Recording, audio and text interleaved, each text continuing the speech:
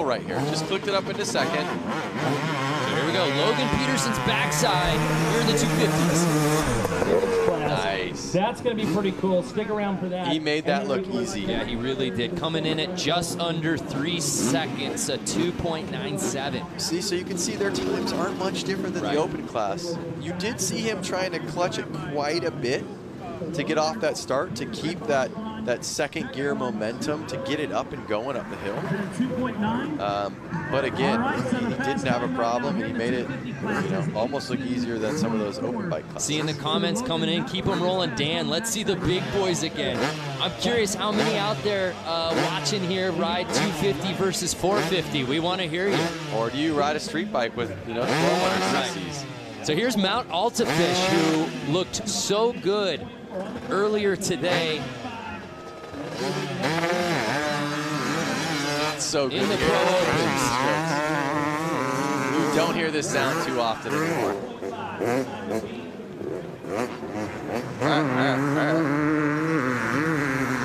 So Altafish looked really good in the head-to-head battles. We'll now see in the timed category if he's riding as fast as he looked earlier in the day at 16.41. So a little bit behind. Let's watch him go again. On the gas. Let's see, does he shift after this? Oh, you can't see. He definitely steps on the back brake.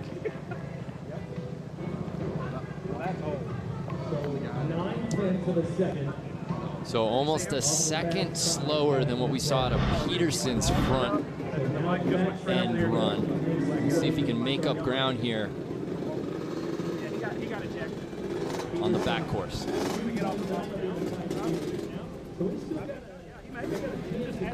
So this bike's a lot older than the last bike.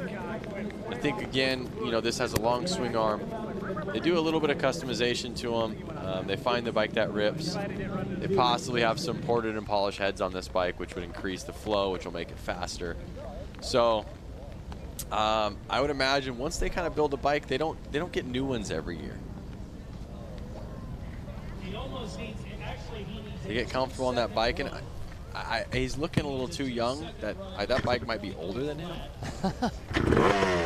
Maybe it's his dad's or family friends, or he bought it off of. Well, we've seen some pretty amazing things out here today. In the hooligan class, we saw a guy win on a bike that wasn't even his, that was given to him about 30 seconds before the race. So.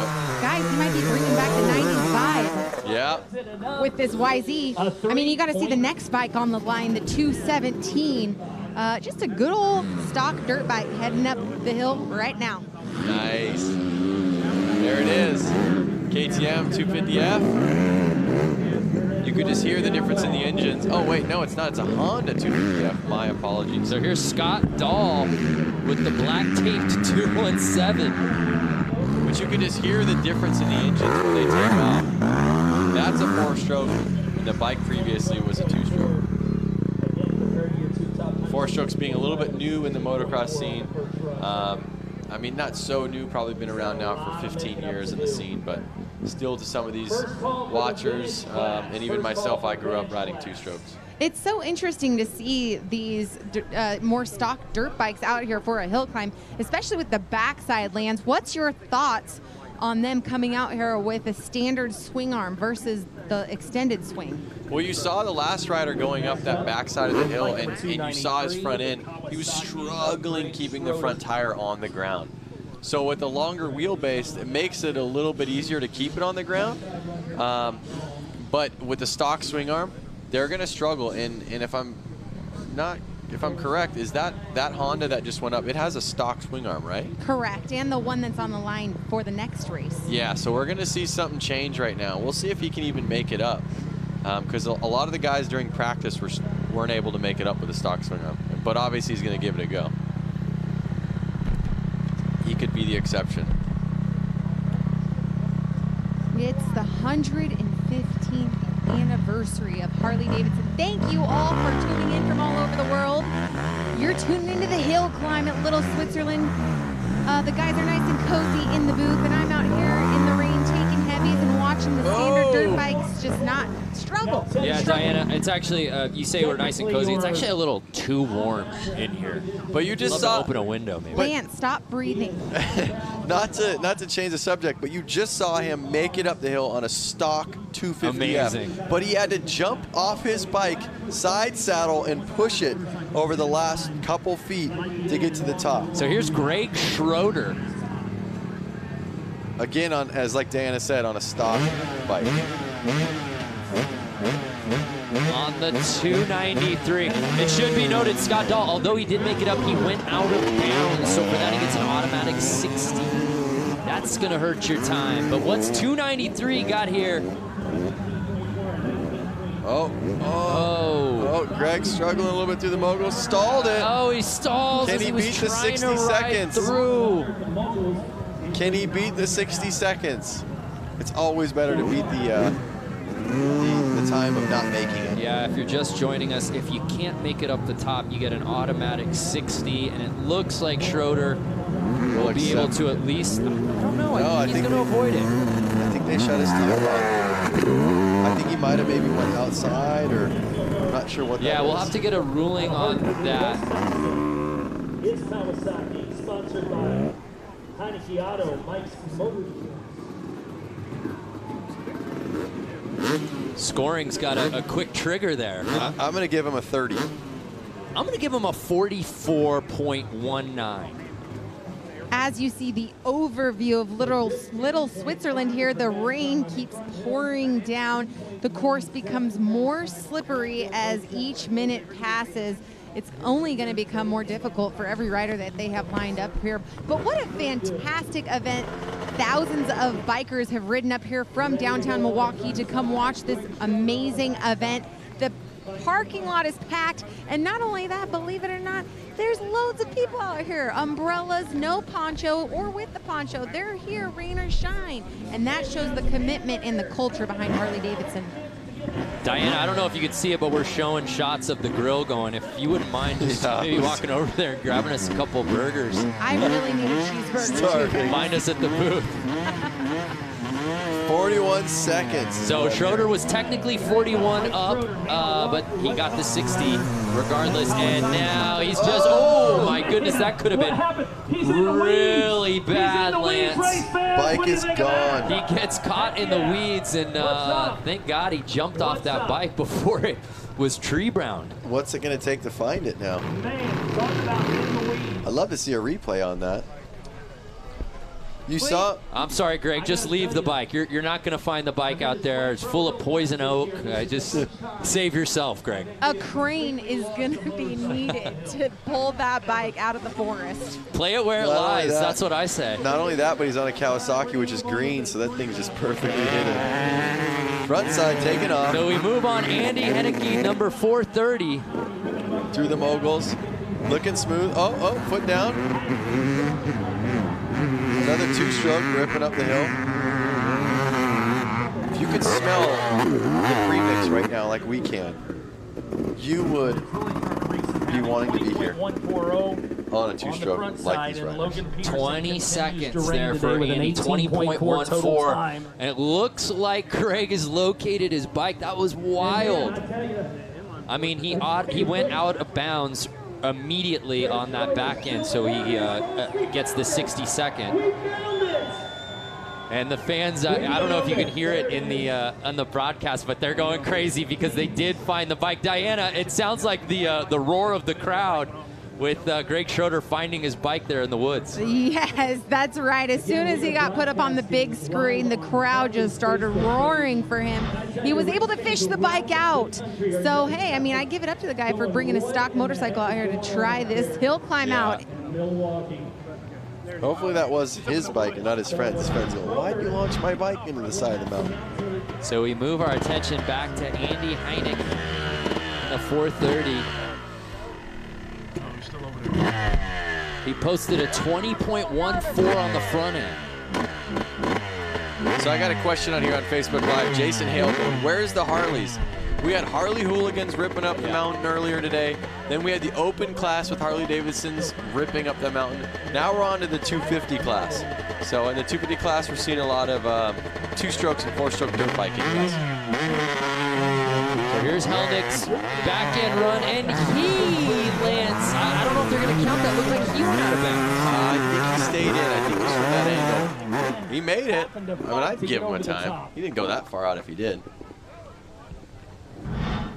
See this again. Watch. Let's see if he actually goes out. He's still in. I mean, he goes out. What do you call that? But he still come.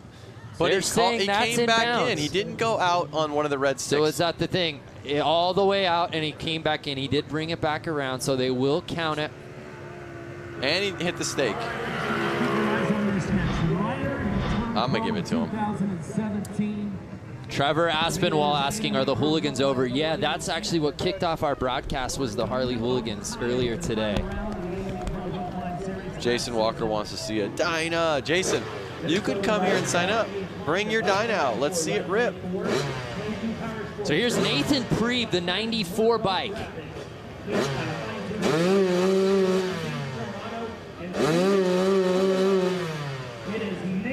We've seen some trouble on this front end the last few riders. Can he buck that trend and get a quick time in the teens here?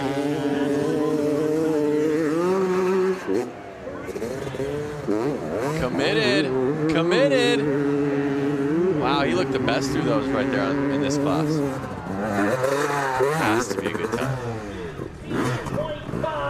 Yeah, that's coming in at a 15.58. And what is that compared to the others, Brando? Yeah, that puts him right in the mix. Logan Peterson with that 15.52. So right now, Nathan Preeb, I believe, has the second fastest front time. That's splitting hairs right there. Jason Walker, the guy who wanted to see the Dyna, he just said, lol, I would bottom out. Hey, you guys, what's happening on Facebook right now? Is there Oh anyone my goodness, everyone's going crazy on Facebook. They're watching, they're providing commentary along. It's amazing. Well, I want to know if they want to know anything about the track or any... Yeah, great question, Diana. If you've got any questions specific to the track or something that a rider's going through right now, let us know and we'll send Diana out there. She's on the prowl to answer any questions for you. I'm currently mud skating. Believe it or not, it's turned into mud boarding into mud skating. If you guys take a look out here. Yeah, you're hard to miss. You have got a neon poncho. Yes, I'm in the neon poncho. I can't wait to show it on camera for the winner's interview. Hopefully a camera catches you. Yeah, that's amazing. So you notice the number 94, he's really eyeing out the lines. He wants to make this count. He's pulled his goggles off so he has a little bit better vision. Now he's going to kick a little section to dial it in a little bit. Yeah, when they were going head-to-head, Lance, we take another look. There is a look at the beautiful accessory that Diana Dahlgren is rocking. Hi, guys. I'm down here reporting to you with my poncho in the rain. It's going great down here. We're getting the new event of mud skating started soon. Any takers? Might take the gold. Just looks like you're just standing in a mud field, like you're nowhere near the course, Diana. I know, but anyways, these riders are lining up. They're in the back part of the course here. They're getting ready to go. And you know what? We have a lot more coming to you at Bradford Beach this afternoon. We're going to be hopping on a helicopter, hopefully, after these races, going down to Bradford, something that hasn't been done in a century. 100 years. Yes. Wow.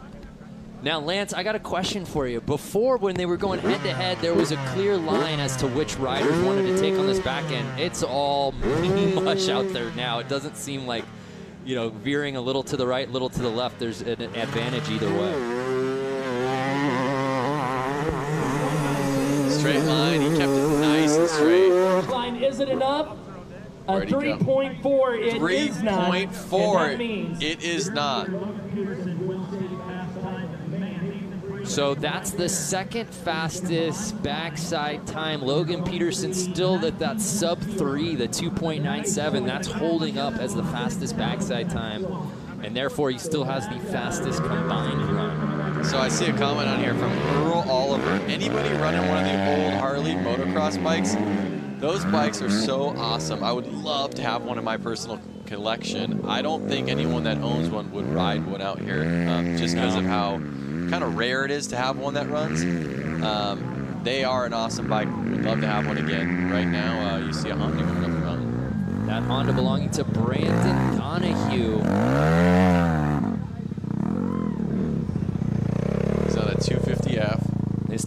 running at a 26.327, and there you see it is absolutely pouring out here at Little Switzerland. The conditions we hope will improve a little later today when we're out at the beach. And you heard Diana talking about it out at Bradford Beach. There you see the course getting built. And Lance, I know you're gonna be in the booth with me, but I think I'm gonna have some trouble holding you back from getting out there on that beach course. Yeah, that looks like fun. I've always liked riding in sand. You just get to stay on the throttle, keep the front end up, and roost. Yeah. So if you're watching us right now, don't go anywhere. We'll be out there a little later today, 6 p.m. Eastern, 5 o'clock Central for us here in Wisconsin. And as Diana said, we'll actually be hopefully getting to the chopper. To the chopper. I believe we are taking a helicopter to get there. Yep. I can't wait for that. Well, because we weren't granted Harleys. Everyone in the parking lot on Harleys will just rip there. Yeah. But given the conditions, I think I would prefer the helicopter. Call me That's crazy. funny. Call me crazy because I actually would like to be maybe on a full dresser with a full face helmet, and I would rip down to the beach on a Harley right now. I think we can find you on Diana. I don't think there would be any shortage of volunteers out there to lend you a bike. The only problem is that I think I would be late for our first hit, so I actually can't do it. You can get anywhere in Milwaukee on a bike though this week, so Full I actually access. might have an advantage on your helicopter. Your bike is your credential out here this weekend. So I'm getting tons of comments on Facebook Live right now. Clinton Thompson, Diana's hot. Rick Hartman, let's go back to Diana. John Hill, I want to see Diana slide down the hill. So I think everyone's kind of liking when they get to see Diana. So we're going to try to bring it back down to you as much as we can to give the viewers, any other viewers out there that are stoked to see Diana, let us know that you love her. I just saw a great comment that I think maybe we should end the day with out here. Michael Bruss, when's the mud wrestling start? Whoa! I mean, any takers? I'll try to throw down in this mud. I think Clinton Thompson was mud wrestling. Oh, Diana, you're volunteering to mud wrestle. Yeah. Okay. Oh, I thought that was for me, with me. I just accidentally volunteered myself. Sorry about that. But anyways, you guys, I don't know if you've seen it here in the past 5 seconds, but the rain is just all of a sudden picked up. It is pouring out here. Well, we're watching the riders right now on the screen trying to get down to the backside of the mountain, and they're taking support just to get down there. Yeah, I mean, the mud condition is just, I mean, you might as well just take paint and paint it with it because it's just so smooth. I mean, I'm having to watch every step I take so I don't embarrass myself in front of thousands of spectators here. Here's Brandon Donahue. Oh, no! About halfway up the hill. He didn't launch it into the bushes. It's going to be a little bit easier for him to turn around. But again, stock swing arm, I think that's where these guys are struggling. It is raining. It is getting muddier and muddier and muddier. But that stock swing arm is not helping these guys on this steep hill. And a lot of people from their couch or from wherever they are watching this, they could say, oh, that hill's not that big. But add the conditions, add only having a 10-foot run-up to gain your momentum. Yes, that hill would be very easy if you were to ride from 100 feet behind and carry momentum up it. So there you saw Peterson, who was our first runner here in the 250s, is still leading the way. But here now, Stephen Norman.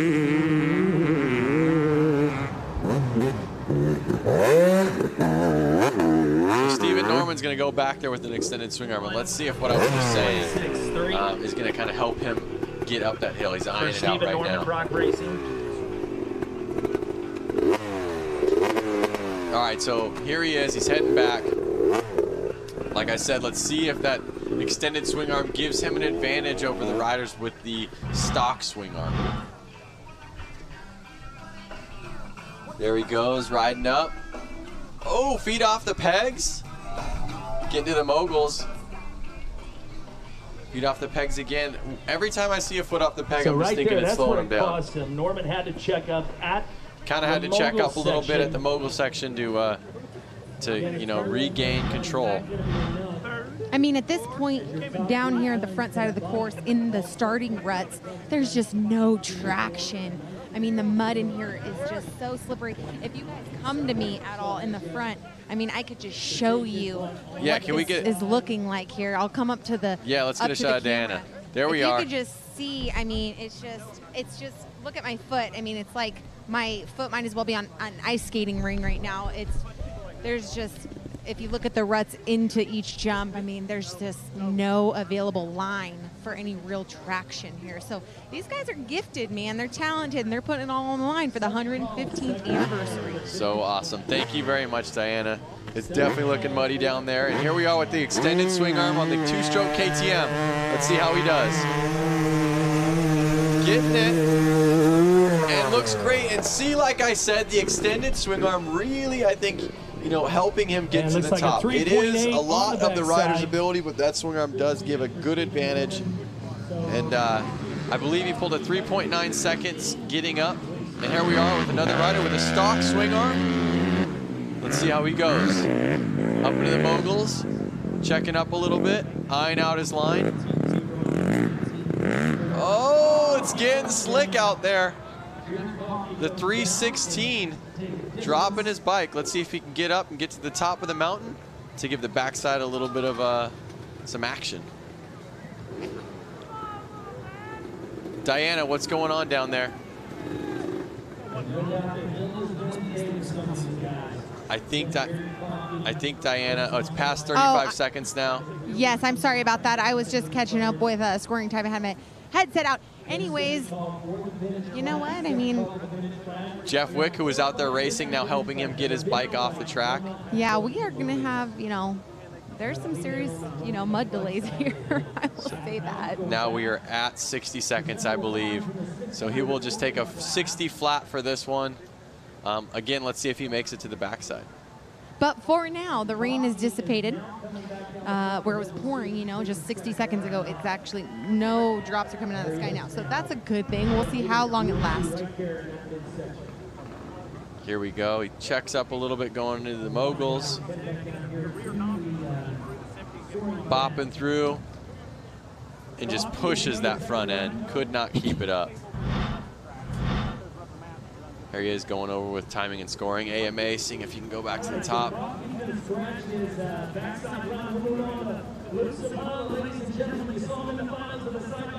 So that backside run will be a 60 and a 60.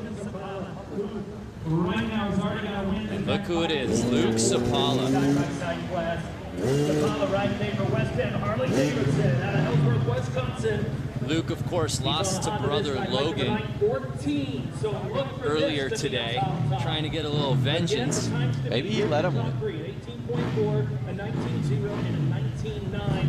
We got the thumbs up for Luke. So check out these chairlifts. The chairlifts are running. I've seen some people going up, getting their phones out and able to film the run side by side. Here he goes. Let's see how he does in the moguls. He's been doing great all day. Oh, like they weren't even there. Come on, Luke. Like they weren't even there. Hurt feelings right there. Wow. So he's got an extended swing arm as well. This is his second run, or is this his first run? I believe that's Luke's first run. We've just seen so much of Luke doing well all day that I'm like, wait a second. So 15.801 on the front end for Luke Sapala.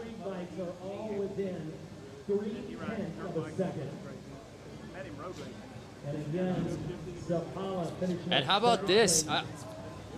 Yeah. I don't know if he is contracted by us, if this is part of our production team, but let's get that footage. That's got to be incredible. I'm sure it's on social media world somewhere. The lift cam.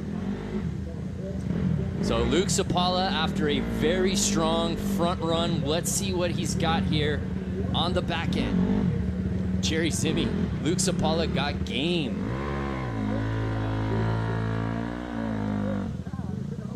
So he's just picking out his line right now. And again, he's been riding all day, so he kind of knows where he wants to be. I mean, look when he steps into it. That's at least a half foot deep right there. Yep. It's up to his brake rotor, that rut.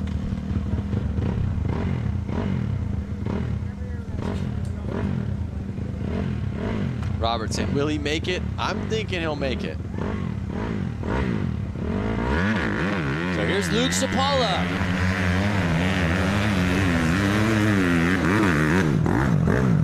Trying to do the math to see what he needs on the backside run. What's he turn in? Is it enough? A 4.04, unfortunately for Luke. While he does get up there, that's not going to compete, I believe, with the top 3 times thus far. And we thank you for joining us here at our Harley-Davidson hill climb from Little Switzerland Ski Resort out here in Slinger, Wisconsin. Beautiful shot from our drone overlooking this little ski hill that we've turned into the Harley Hill Climb here in 2018. These guys on Facebook Live are just teasing us. Phil's wanting burgers, Kyle's wanting burgers. I know my friends are wanting burgers. Yeah, I actually left the booth for about a minute to just go grab one. They weren't even done. I just was so hungry. Number 11 ripping through the moguls pretty well. And if we'll see that time coming in at 17.648. And Lance, this may be my favorite rider of the day based solely on his name. This is Bodie O'Neill. I like that. I was thinking you were going to say his name was Brando Graham. No, Bodie. From my favorite film of all time. What is that? The Oscar Award winner for greatest film of all time. What is Point that? Break. Oh. Bodie and Johnny Utah. Now, if Johnny Utah is competing next, something's going to be up.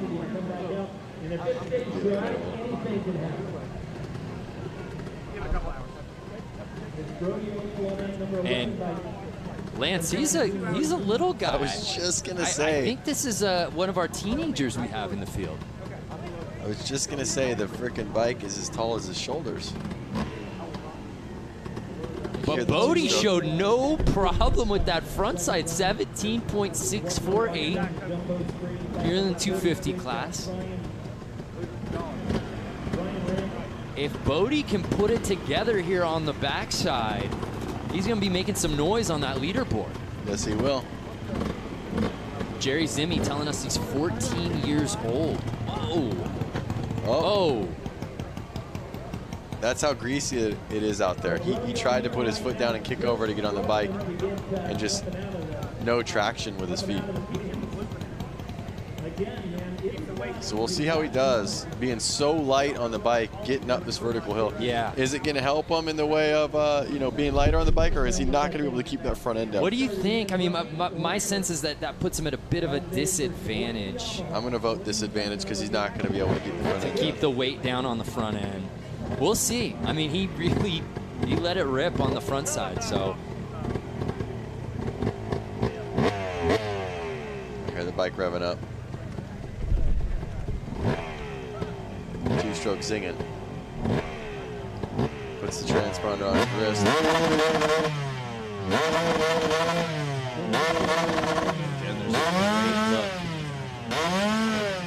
at what he's got in front of him. Takes off. Swirling up it. But he makes it. The number 11 backside run. And that time comes in at a 3.476. So not enough to necessarily crash those top spots, but a really strong showing from the 14-year-old.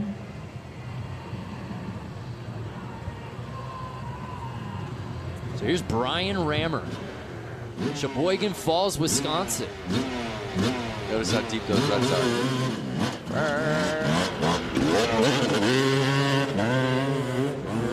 Bike's running a little rich, blowing that blue smoke out the back. Checking up on those moguls a little bit. Oh, no. in the crowd. Oh! Just like some old school hill climbing videos you see. Yeah, you stand on the sideline, you're going to get yourself a souvenir. But look at everybody's laughing, smiles on their let's faces. let's get the selfie. Yep, get the selfie. Guys, like, I'm just getting a 60 on my run, and you're out here selfieing. Nice. Everyone's. watch the facial expressions as they start coming to him. Like, whoa! Every man for themselves. But now, look, once they realize everyone's safe, everyone's smiling.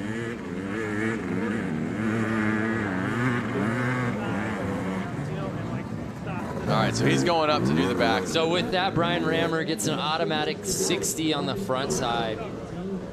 And I think that's what makes guys like Sapala all that more, and Logan Peterson all the more impressive, Lance. Yep. When you think about how they've just laid that front course to waste, showing no issues with the moguls whatsoever.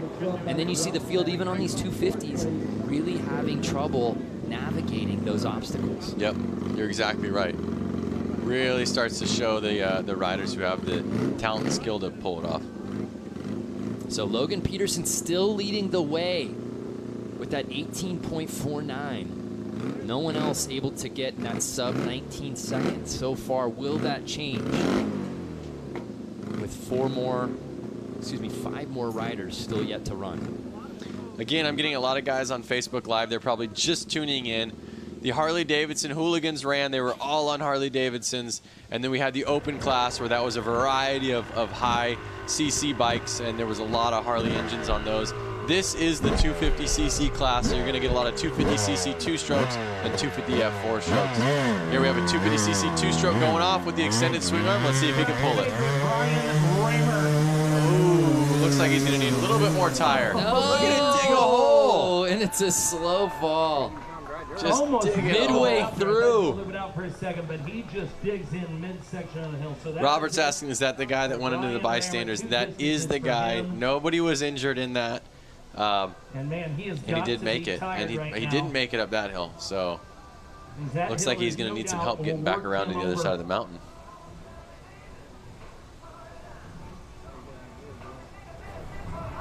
Well, the question is, so a couple of 60s for Brian Rammer, unfortunately, but now we move our attention to 895, Logan Sapala. We're going to see some stuff happen here. Logan has had himself a day.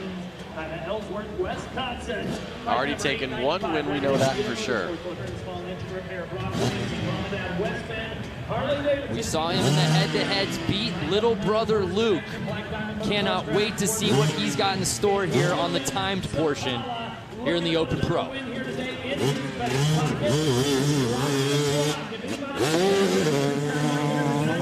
he comes, second jump, launching it. Let's see how he goes to the moguls. Little checkup, but wheelies through it, just like it wasn't there.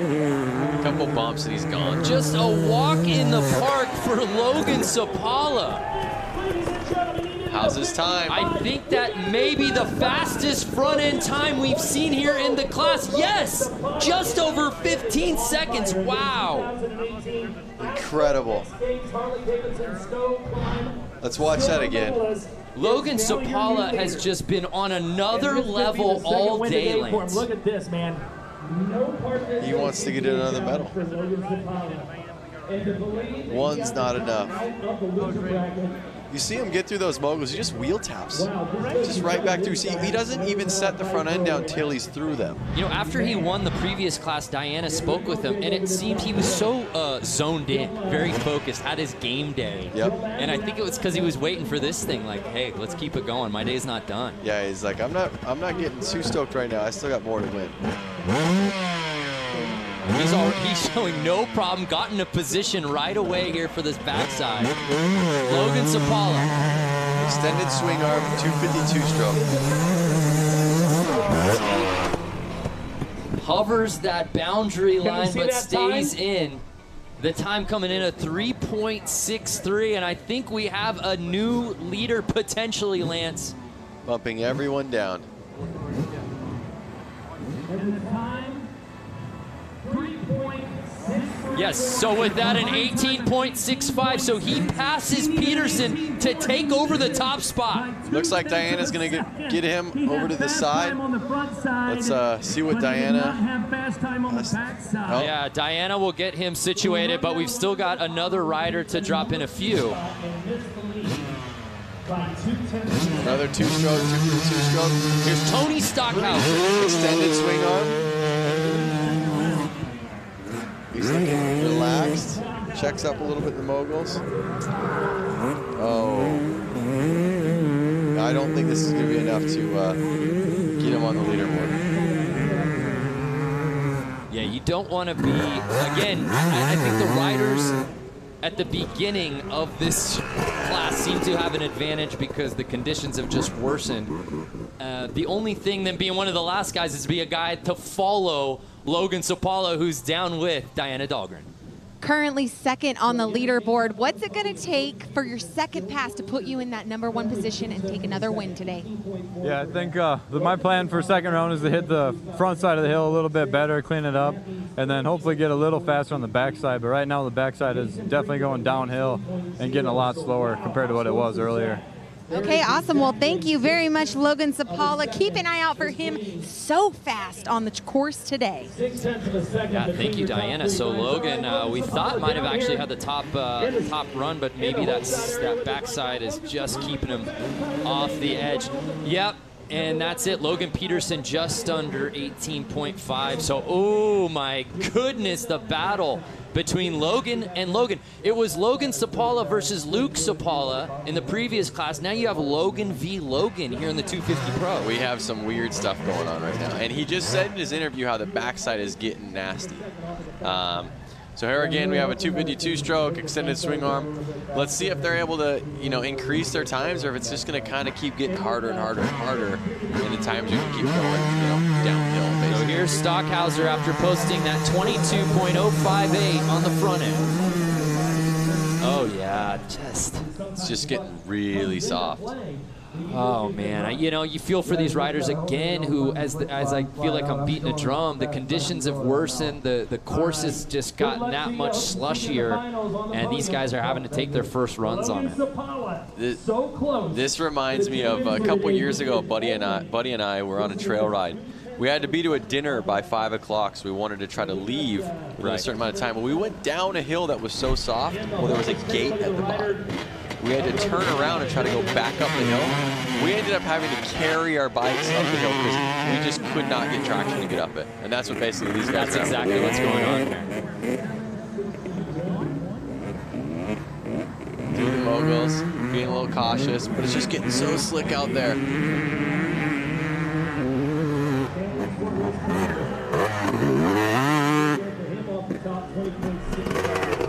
Again, it's a feat just making it to the top. You've seen the riders that haven't been able to make it. And so, we're looking at this going, oh, it's a little bit slower time, but he made it. Yeah, Paul putting in that 20.67, but he got to the top. When you're seeing guys left and right having to put up 60s because they can't even get up there, this feels like an accomplishment in and of itself, but it makes it all the more impressive when you see what a Logan Sapala does, just a shade over 15 seconds on this front side.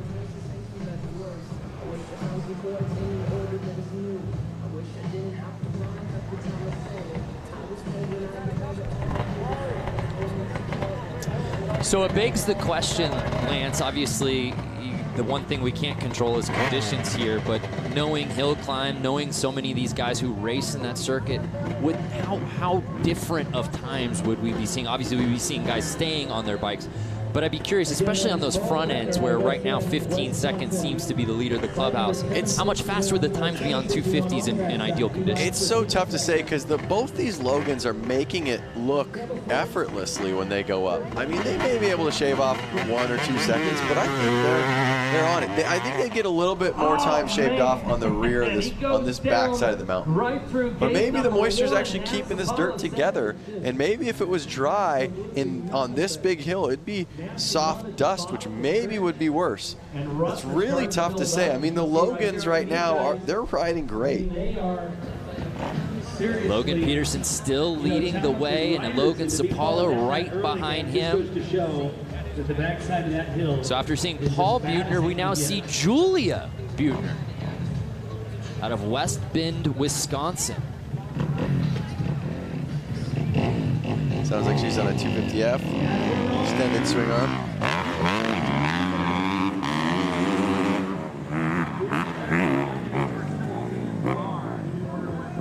Getting through those moguls. And Julia controlling the bike through those features, and making their way to the finish line. Nice. That's going to be a solid front end score.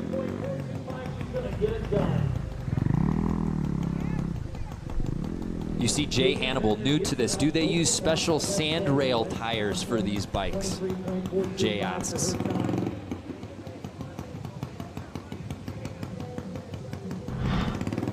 So that time coming in at a 23.425. I can hear an exhaust in my ear right now that sounds like it's got no muffler. What's coming up to the line? What are you thinking about, Brando? You're staring at the screen right now. You're looking at Facebook Live. I mean, is there these comments that are coming out to you? Because you look deep in the comments right now. I'm following along. Jeff Dickow, nice ride. That it was. I have a question right here. Lisa, how late will the hill climb go until today? I believe the hill climb has, what, about another half hour to an hour, depending on the weather conditions, how these races come out. And it looks like they see the sun coming out. But don't lie to me, Lance. It looks like sun. Let me look out the window to make sure. Yeah, poking its head out. But I want to just say to Lisa, what time do we have the beach racing going on? That is at, I believe, 6 p.m. Eastern, which means 5 Central. So we're going to be here for a little bit longer. We're going to take a little time away, and we're going to pop back up live for the beach racing. Yeah, we're excited for that. So here's Julia on the back end, trying to keep it in bounds. Can she get up to the top? Oh, it's just too soft. Oh, Julia. It's just too soft. Look at her boots just sinking into it. I'm almost wondering if the left side of that hill is a little bit more traction. Everyone going on the right seems to get sunk a little bit. So if you're keeping score at home, that's 3 straight 60-second back-end times. Here's Kurt Mueller. Rounds out our group of 17 here in the 250 class. Great drone shot. Parts are flying off the bike.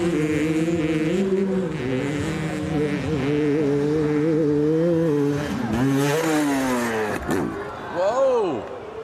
Do we have a crash? We did. Little Larry loop out. So Kurt Mueller, after he crossed the finish line, lays the bike down, but put a 17.42 as we take another look. We saw it from up high. Here it is from down low. Oh, yard sale losing parts. Oh, a little mischief maybe. Woo! Kirk. That one for the fans. Oh, right off that the one bat. was going to be tough to ride away from, but he picked a good time to do it as he crosses the finish line on the front end, 17.42. So that's a pretty decent time. We'll see if he has any trouble on the backside. Scott Plummer wants us to learn how to pronounce Waukesha or Watasa. Well, Scott, I haven't pronounced it at all just for that particular reason. I gave it a shot. I'm sorry. Unfortunately, not a lot of Midwestern in the two of us California boys here in the booth. We're trying, though.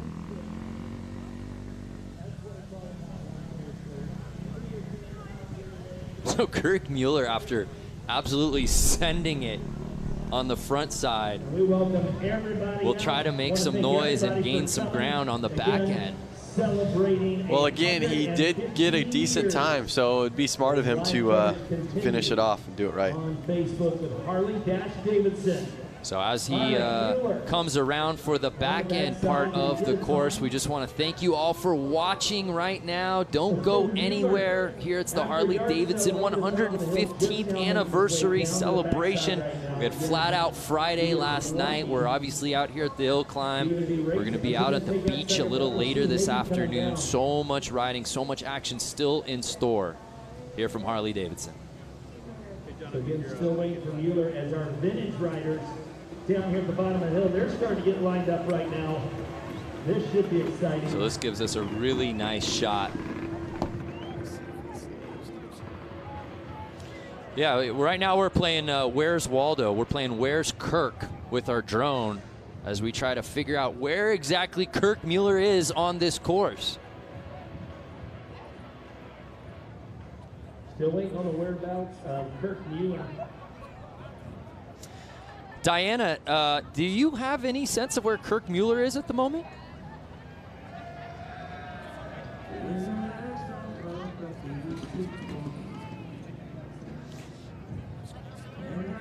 Oh, Kirk Mueller will not be taking the back end run, so he will take that automatic 60.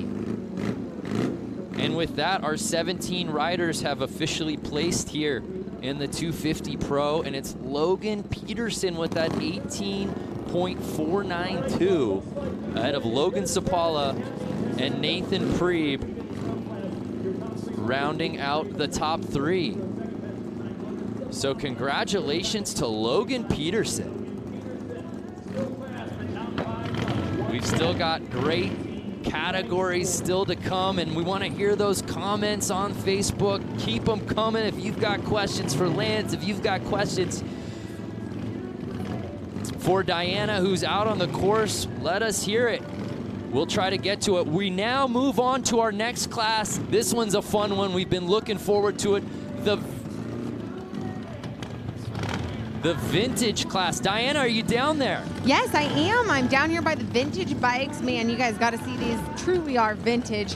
We're going to see how these things hold up after what we've seen with some of the more non-vintage bikes. But yeah, these guys are putting it all out there and like team effort right now. Yeah, this is awesome. Now, in this class, they will only be going up the front side of this course, correct, Diana? Correct, and there's only 4 racers in this class, so it's going to go fairly quickly. From what I can hear, it sounds like something is started, but they're getting their electric pump or their electric starter over here to get this maybe another portion of the motor started. Lance, do you have any color on that? Yeah, so Lance, it looks like they're having to get this thing restarted. But the funny thing is it's already on. The engine's already started. So what's going on? So that's why I'm not understanding. But you know what? I'll try to get some details. So, yeah, while Diana tries to fish for that, again, only 4 riders in this class. Okay. Each of them getting 2 attempts here. We're only counting that run 1, or excuse me, that the front end of the course. And it's been, oh no, right out the gate. That's what those ruts are going to do to these guys right here. And if you don't stay in the rut and your weight isn't distributed right, I just hate it. But you could see Nathan kind of just obviously bummed out. Wait a second. Look, his chain's off his wheel. Oh, you're right. That Look could at have that been on the what back it was. end. That's what's going on here on the 500. He thought the power was to the wheel, No so he put way. his weight into it, and there was no power going, so he just kind of fell over.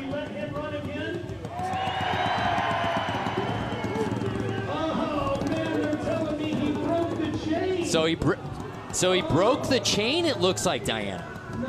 You know what? I think he just realized as well, because he was actually backing up to go into to start position again. Dan, the man, obviously was waving us off, and then it looked like the rider realized just a few moments ago that the chain is actually off. So we're going to go ahead and move on to the next rider. This guy is scratched for this round, but don't forget there is a whole other set of rounds that we are going to be doing, and hopefully he'll be able to pull something together that time. Yeah, so this is the vintage class, and it's just such a bummer, Lance. These guys have been waiting all day to get these bikes out on this course, and to be the first rider to drop in for this class, and for that to happen, that's just brutal. These are vintage bikes. Oh! So here's Dalton Dye. 2 for 2. Oh, no! And the starts are contagious out here.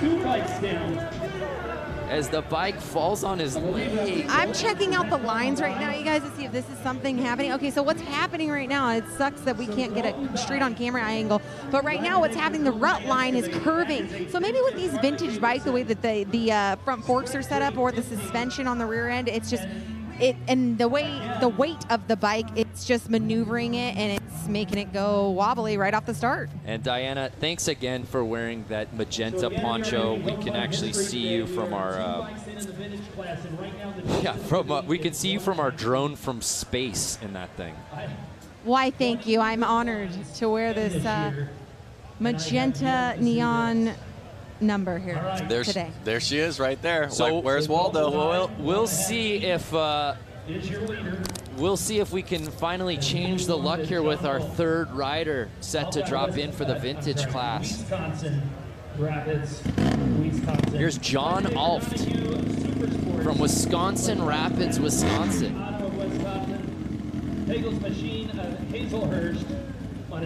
Can we get a full pull on our third attempt here in the vintage class? There's only 4 riders, fellas. I'm crossing my fingers. There we go. There we go. Sounded like that bike was struggling when it wasn't wide open. Oh! We got a new distance. There we go. So now we're going off a distance. It's distance now. It's no longer a timed contest. Who can go the furthest up in their vintage bike? You could hear that bike was kind of struggling with its jetting until it was wide open. Look at this. And you could just see him slipping the whole way. I'm curious, anyone watching from home right now on Facebook, anyone got an old vintage bike that they would want to take up here and add to our 4-man field? I do. What do you have, Diana? I mean, I could alter a 98 Softail Custom. That's not too, I mean, it's vintage for my day. It's not vintage in the world. Why? When were you born? Large. 1990. Just a young buck. Yes, we are young bucks, Lance. Sorry, Brando. Anyway, so this man made it up to the 3rd set of poles. And guess what? They're going to let number 500 attempt again. And so it looks like he has 2 engine starts. That's what we saw the first. A whole onset of power came on when he did a second start. It's bizarre. I've never seen anything like that. So anyways, they're going to let him go again. His tires are completely mudded over, so he's not going to be getting nearly any traction that he needs. So Nathan Oldenburg will get a rerun here on his first attempt. Of course, the chain coming off right out the gate to start out this class. Let's see if he has better luck here as he gets another crack at this thing. And he's off. Can he make it further? Oh.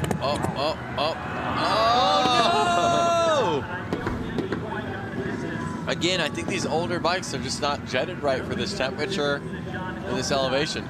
Hey, I mean, the reality is, Lance, we have already seen the 450 and 250 class, and half of those bikes had enough issues with this course. Yeah, I mean, it doesn't look good for these vintage bikes right now. Guys, I cannot wait to show you the next bike that's up on the line, the number 80. So vintage that I think my granddaddy rode it. And not only that, but I think my granddaddy might be riding it too. So, hey, I can't wait to see what happens on this next run. This vintage class is so awesome.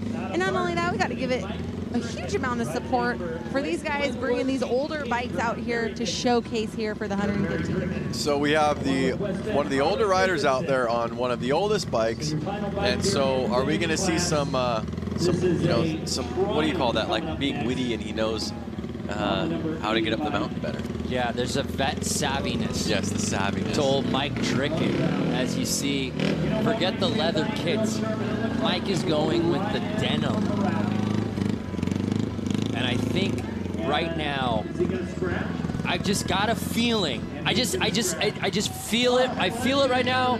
Oh, it looks like he's getting away from the starting line, Diana. Where's he going? Yes, Mike Dricken just did pull off, and Dan the Man, our promoter, did just cut him from the roster. So it looks like he's choosing not to go. He is reaching down to his engine compartment. I'm going to go over to him, find out what's going on. I was just on the cusp of saying, Lance, that Mike Dricken I thought was going to be the guy to beat. I thought the bike, I thought the jeans, I thought everything, I thought the plate, everything screamed, this guy's going to win the vintage class. Now you're telling me he's not even going to compete? The old blue jean biker, as Jerry Zimmy says. There you can see Diana trying to figure out what's going on. Hey, Diana, so you're just talking to him. What's going on with Mike's bike? Yep, it's only running on one cylinder, so that's why he decided to pull away from the competition. Bike's not running right. Yeah, that would be tough to do. So I don't know if he's going to be able to figure things out. But in a four-man field where we haven't seen a full pull and one pull out entirely, that's a tough showing for the vintage class. But again, the conditions have just been so brutal here today. Yeah, totally. I mean, these guys barely even want to take the bikes out of their garage to go hammer on them. And then conditions like this, they're like, I don't know if I'm going to ride. But I got to give props to the guys that went out there, that gave it their all, and put down a score. You know, all these bikes are beautiful. So we move our attention from the vintage to the Open Pro Round 2. All right, race fans, we are into round. We move back to the Open Pro 895 Logan Sapala.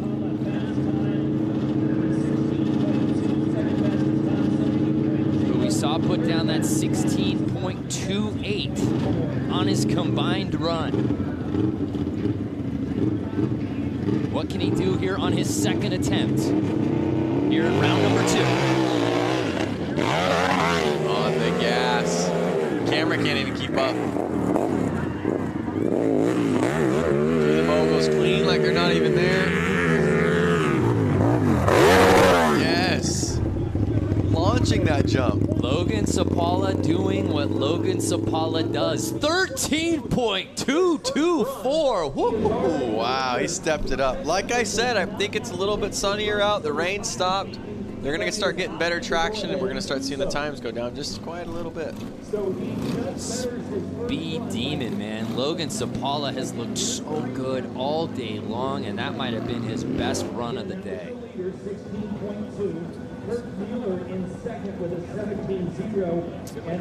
So now Logan's going to get a chance at the other side of the hill. He's on his powerful bike, the open bike. Again, this is probably his 15th time going up this hill. It is a little looser, so we'll see what he decides. But then you think about it, obviously different classes. Logan has probably, at this point, ridden this course, both front and backside, more than anyone else. I think so. Clearly, he has a feel for the lines. Yeah, I think so. And he makes it look so easy that I think he actually is putting out less energy than some of the other riders. You know, he's not as winded as he gets to the top. But again, he is putting the most time on the bike. Let's see those comments. Daniel Scott, Logan was born ready. Yeah, it looks that way out here today. Let us know where you're watching from, who your favorite is here in this Open Pro. Round number 2, Logan Sapala on the back. Oh, almost clearing the whole top. And his time at the Of top course run he's number going to 2. send it. The cool thing about a rider like that, you can see the confidence in him. 2.594. Going under 3 on that back end. So, Lance, my friend, after a first run combined score time of 16.28, he goes 15.818 on run number 2. Incredible. You asked me this early, and I didn't think they'd be able to shave too much time off of him, but I stand corrected. So we move our attention to Lloyd Mueller. Let's go, Lloyd. Lloyd could not even get up on the front end of the course his first go around, had to settle for that 60. Oh, is his same thing happening? And that's exactly where he was having issues on his first run, Lance. No. Yeah, just framed it on the exact same mogul. This time his engine's still running, but he has the same problem. That cautious approach getting into the moguls has really been the undoing of so many riders out here today. And now he just stalled the bike, and looks like he's going to have the same score. Fans coming in. Jay Hannibal from Toledo. Kenneth Knoll from Crystal River, Florida. Northeast PA in the house. What's up, Steve? Diana, again, it just looks like Lloyd having issues at that front end of the moguls. Yeah, you know, with these conditions and this style of course, the well-roundedness of each one of these riders is truly going to be tested. It's going to take someone who knows how to ride a dirt bike track, who knows how to hill climb, who knows how to ride in sand, who knows how to ride in mud. It's going to be a culmination of all those things to pull through that perfect score for this hill climb. Yeah, really good point. The most well-rounded riders, I think, are best served for a course like this, conditions like this. It's no surprise Logan Sapala, who told you, rides a little bit of everything, has been the leader of the clubhouse out here today. Notice how Logan Sapala is almost a second and a half faster than anyone else out there. Is anyone going to be able to kind of come back up and match that? All right, so Mueller's going to head back up. Mueller Jr. will head back up. So our previous rider is not going to go to the backside. Mueller will not be able to make it. Mueller. Lloyd Mueller will have to settle for 260s. Does that sound better? Josh Mahlerchuk, sorry if I butchered that. Lloyd, we got worms. Yeah. Any Dumb and Dumber quote is fine with us. So 127, Lloyd Mueller making his way up the backside. So he had to go back down there to get his bike started. Were they talking about anything down there, Diana? No, not that I caught on to, just that his bike had stalled. He needed to restart it. But, so much what happens that we see in dirt sports is that typically if someone pulls off track or isn't happy with a score or something like this, they immediately give up. They go off course. They don't want any more of it. It is so awesome to see the sportsmanship here. Even if a guy gets caught in the mogul section, he's going to go down, he's going to get his bike started, he's going to go finish the last half, even though he knows he doesn't have a shot at placing here with this score. So that's pretty amazing to see that kind of sportsmanship displayed here today. Well, absolutely. There's such a great camaraderie here amongst all of these riders. Yeah, it's a contest and you want to win it outright, but man, these guys have been having fun all day long out here on this course. And now that the rain's kind of stopped, they want to ride. Yeah. Again, we're getting a lot of viewers from all over the globe. Dylan McAfee, let's get a shout out for T-Haas. What's up? Bonita Springs, Florida. Gerald Sunderman. Jason Walker, he likes turtles. I like turtles. So we want to know where y'all are watching from. And if you got a bike, would you bring it out here in these conditions? Because even some of these competitors who haven't been able to finish, you at least got to give them props for putting it down and bringing their bike out here and giving it a shot. I personally don't have a bike that I'd want to bring out here and hammer down this, but I don't have any dirt bikes right now. Greg Rogers out of Portland, Oregon. Guys, maybe we should just bring a golf cart out here. Yeah, I think we should figure out any vehicle we can get our hands on. The three of us took an Uber here together. We should have convinced our driver to take his minivan, the lovely Town and Country, up this course. Why not do the Kiki challenge on the course? We were doing the Drake In My Feelings challenge. I think I won that. Kiki, do you love me? Do you want to? Can we transfer over to Diana and see her do the dance right now, please? Yeah, get a camera on her because she does do the challenge. Let me see if I can do it. Do you have a camera on me? I'll try. No, right now we're watching the backside of the hill. Red Harley-Davidson ripping. And he made it. See, he wanted to complete that one, put a stamp on it, then he made it to the top. And I like that he did it. He's coming down to you, Diana. Diana, there we go. Let's Kiki it. Are you guys actually going to do it? Can you sing the song for me? Come on, yeah. Kiki, do you love me? Are you riding? the rest of the lyrics? I don't even know the rest of it. I just watch on Instagram, and they can't even hear me, you know, in course where they're showing this massive big screen we have in the background. It's me right now on the screen, and nobody is understanding what's going on because I'm not playing to the crowd. So all those out there watching Facebook, thank you so much for tuning in. Leave a comment for my week Kiki challenge. No way. No, that was not a Let's weak ask Kiki the challenge. fans at home, in between riders, would you like more Diana dancing? Tell us a song, and she will figure out a choreography for it. Scott best, but I'd rather just watch Diana. Okay. Do the moguls. I think as they keep going through the moguls like that, they're kind of got a nice rut going that's smoothed it out. It's almost made it smoother for them. So Logan Peterson with that 15.475, really picking up where he left off on his previous run. That's doable. And I'm going to have to take and give the credit to Dad there for painting them front tires.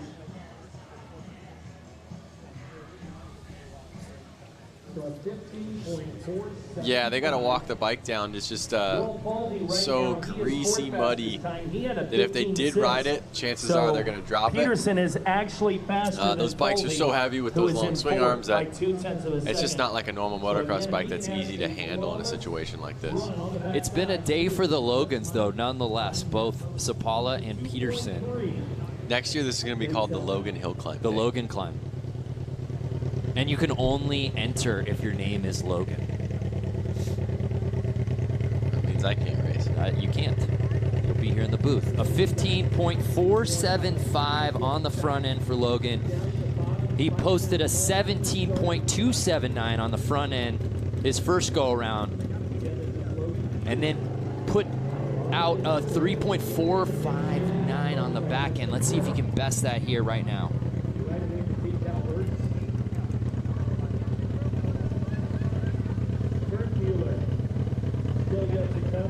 Diana, we've got another request for you from Rick Adcock. Have Diana do the Carlton. So that's next on your list. So I'm looking at this bike and it says Aprilia on the side. So that would be a European sport bike engine that would be in that. Whoa, I think we're bike. sub 3 seconds on the back end there for Logan Peterson. Yep, 2.985, blistering up the hill. Peterson, a 2.9 gives him an 18.4, and he walking away with an the podium. He will fall. 18.4. That's a total score. Brando, where's that put him at? Overall, that puts him at 18.46. So that doesn't best Logan Sapala, who just, frankly, he on one today. He on one. But Logan Peterson, that might be good enough for second place.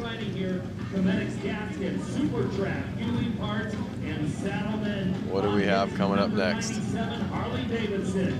First run for Louis Lauder. Louis Louders. So Louis Louders, on run number 1, he was just under 19 seconds with his front time. Harley-Davidson ripping up the mountain right now. Listen to that thing.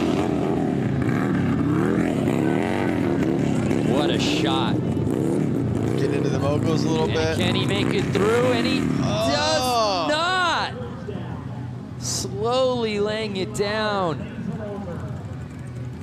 He's still up and running. He's going to get a time for it.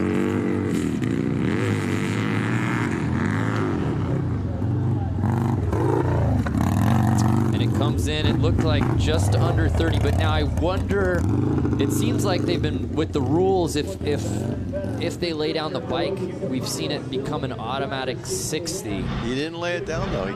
Did he lay it down? He did, huh? Are you even watching the contest? I am, Lance? but I've seen, a lot of guys lay it down, but he kept it on. That was kind of my question. Oh, I see where you're.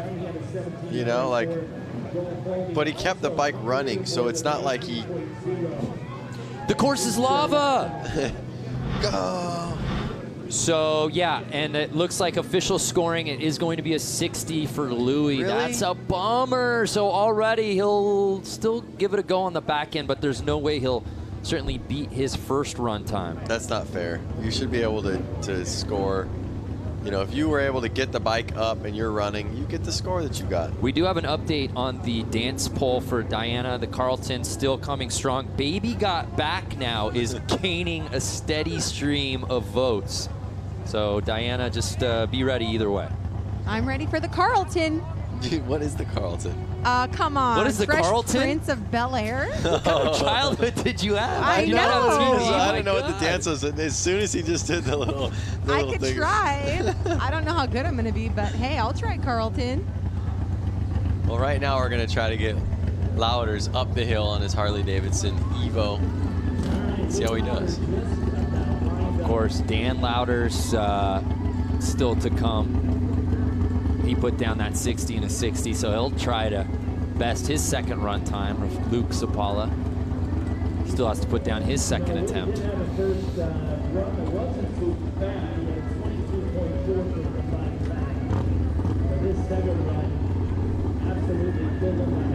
So can Louders put the first run disappointment behind him Stay left, stay left. and put it together here on the back end? There he goes. Side run Nice. is A. See, I'm saying the left line is definitely better.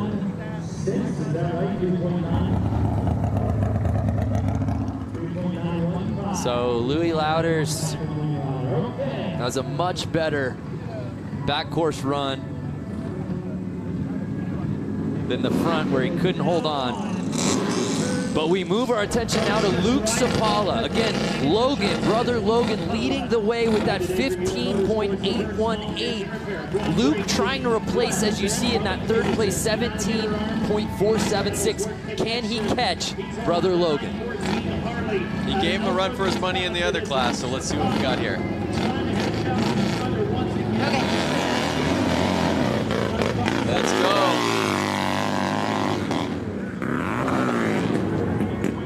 Oh, a little bit of hesitation right there. No, he's not going to have it. His brother definitely had the upper hand through the moguls right there. A great showing.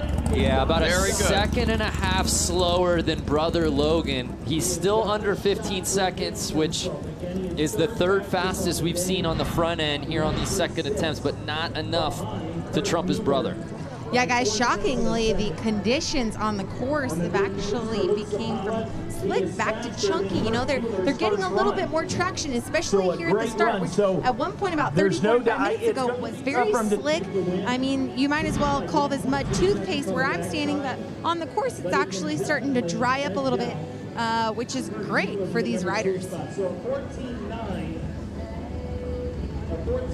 So Luke Sapala's got some ground to cover on this back end, and we get a beautiful shot of how we go front to back here from the drone.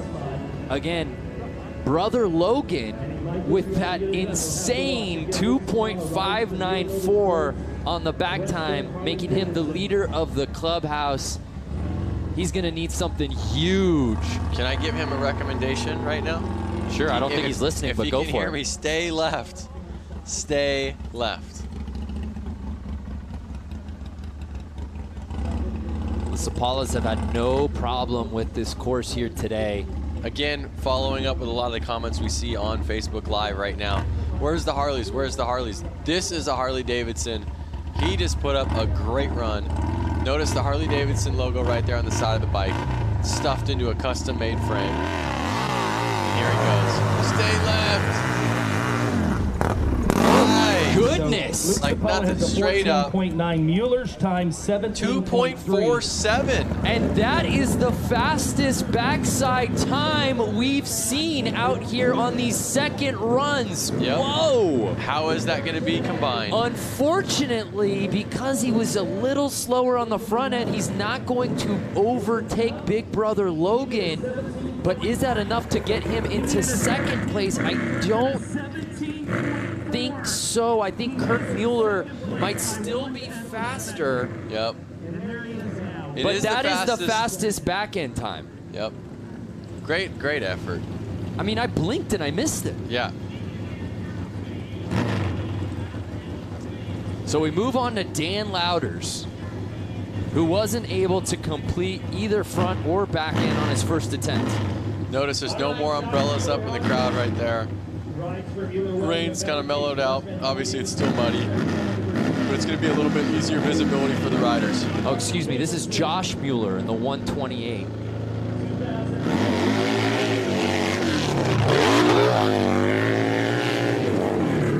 Another Harley-Davidson.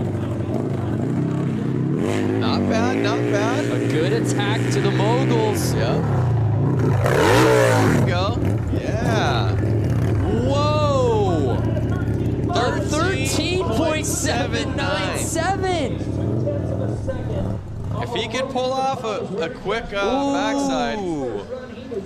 This is the Josh Mueller that we are used to seeing. Like I said earlier in the show, we did a feature with him, Harley-Davidson and X Games Aspen for the Snow Hill Climb.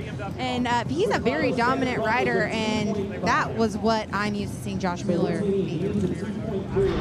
Well, he put it down right there. I know we talked about if the rain letting off was going to change their times, and it looks like it is changing their times. They may be getting a little more warmed up. The track may be getting a little bit more ridden in. But the rain calming down is getting better visibility. A little bit easier to stay grippy on the track. So Josh joins Logan Sapala in the sub-14 club on that front end. And as you see right now, he's sizing it up. And Lance, your sage advice again would Go be... left. Stay left. Oh, he's liking the right.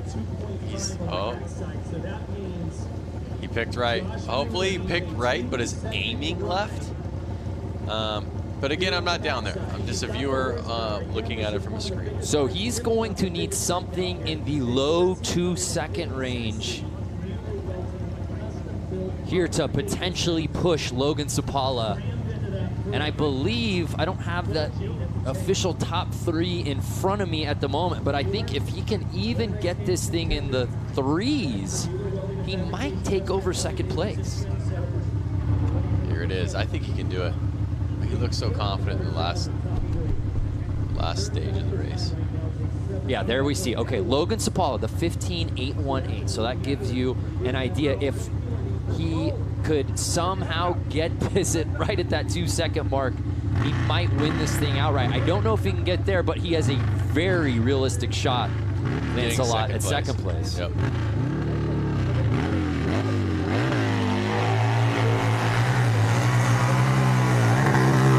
So see, he stayed left. He went up, but he forced his bike to the left. 2 and some change, 2.8. So a 2.8, so that's not enough to take over from Sapala, but that should be enough to get him into second place. Wow, what a second run for Josh Mueller.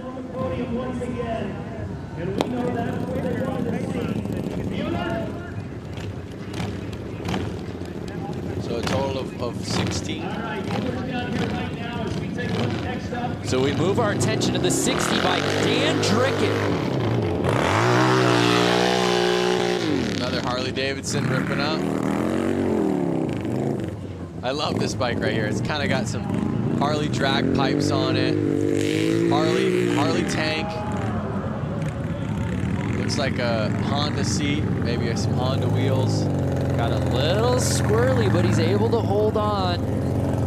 Oh, no, he was out of bounds. Yep, he missed that last jump, so they're going to give him a 60 on that one. Round number 2, I just said a minute ago, you were totally off the radar. Round number 1 with the 22nd run. What happened earlier in the day?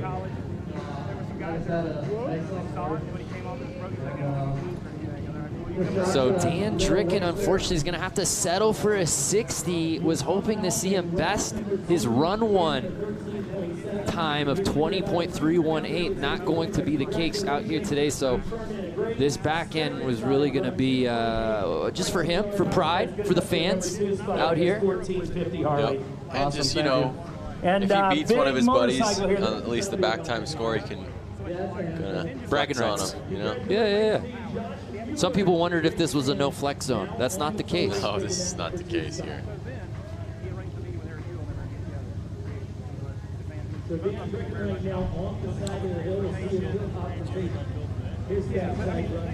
Josh Mueller, a solid performance just now for your second pass. It's looking like it's going to be second place for you. You've got to be excited at the 115th anniversary of Harley-Davidson. Yeah, I just had to pull something off, and it worked. And I'm glad to get second with it. Talk about the course conditions. How was it on your second pass versus the first pass when it was raining?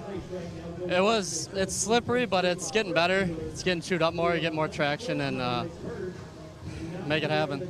Awesome. Well, great job, Mueller. 128 taking it, possibly second here. We will find out here shortly once these guys wrap it up. Nice. Well, thank you, Diana. And like I said, he said it's getting a little more chewed up, and since it is drying out a little bit, he's getting a lot more traction. So there we see Dan Dricken. We turn our attention now, though, to our final rider here in the class.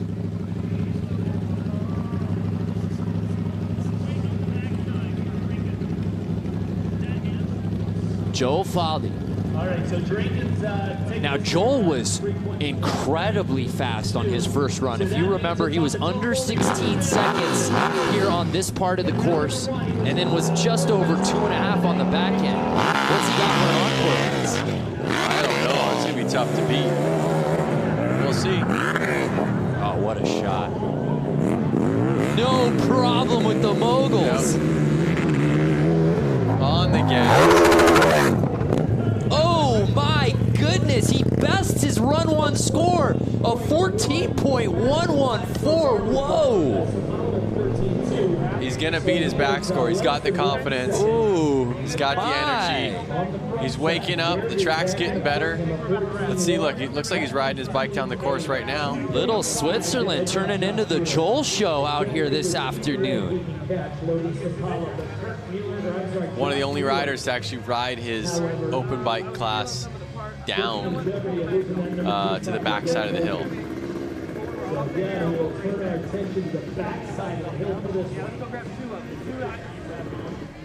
All right, so he's checking it out. I love it.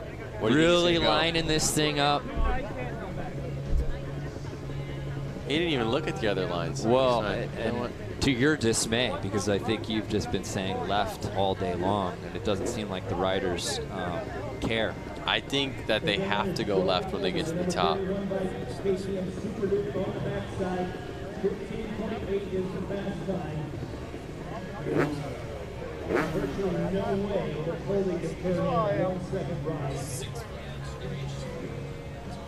But he could turn in a 2.5 He's lining it up. So Joel is our final rider of the day here at the hill climb. Can we go out with a bang?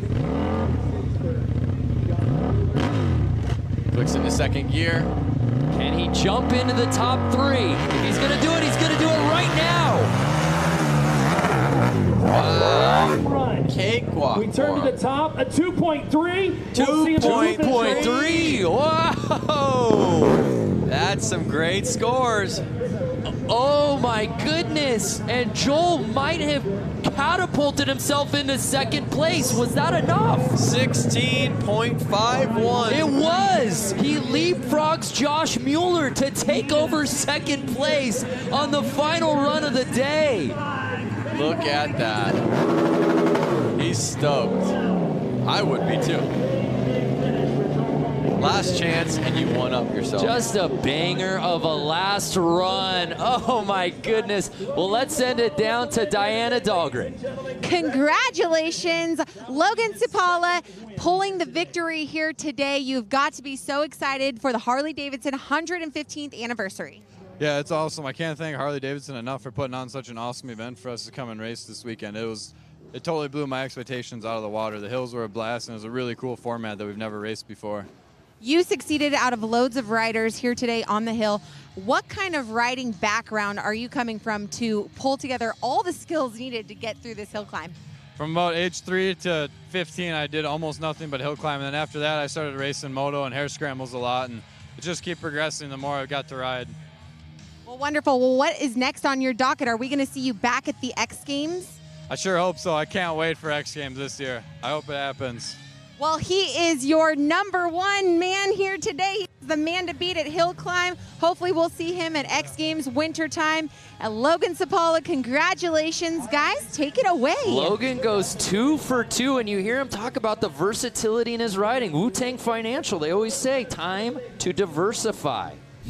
And he does just that. He rides in 2 different classes and wins both of them outright. And from the hills of Little Switzerland to the beach, out on the water. I can't wait for this one, Lance. We're heading out to Bradford Beach. Don't go anywhere. 6 p.m. Eastern, 5 Central tonight. Keep it locked in here to watch the guys hit the beach. Lance, final thoughts here from a wonderful day of hill climbing? Great stuff.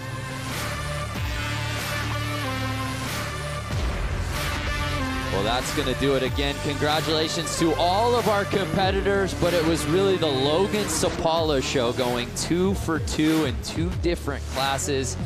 He was absolutely outstanding. For Diana Dahlgren, Lance Corey, I'm Brandon Graham. We'll see you in just a little bit out at the beach.